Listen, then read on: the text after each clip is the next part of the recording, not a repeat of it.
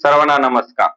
आपण बऱ्याच वेळात म्हणतो की एखाद्या माणसाला खूप यश प्राप्त होत असेल, तो जीवनात सक्सेस होत असेल, तर आपण सहज म्हणतो की याच्या पडद्यामागचा हिरो कोणी वेगळाच.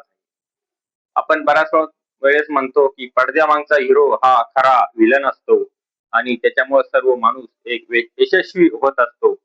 त्यामुळे आपण आज तेच बघणार आहोत की पडद्यामागचा हिरो हा नेमका कोण असतो, ते आपण बघणार आहोत.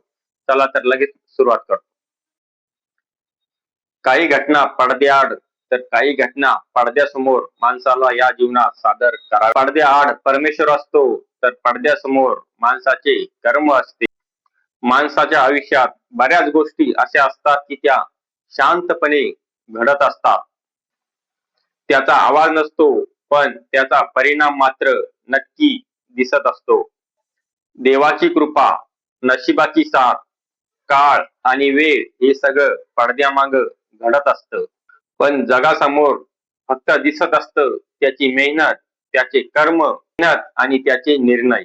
लोकांना फक्त यशस्वी माणसाचं यश दिसतं, पण त्याच्या मागची मेहनत, त्याच्या मागचं कर्म हे लोकांना दिसत नाही.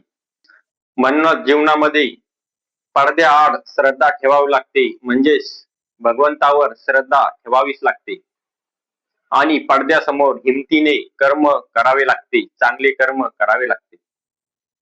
शेवटी देव शांतपणे माणसाला साथ नक्की देतो, पण माणसाला जगासमोर स्वतःच्या कर्मानेच उभं राहावं लागतं. त्यासाठी देवावर विश्वास ठेवून कर्म करत राहा, यश नक्की भेटल. आपला पडद्यामागचा हिरो खरा तो भगवंत आहे, तो आपल्याला नक्की यश मिळेल.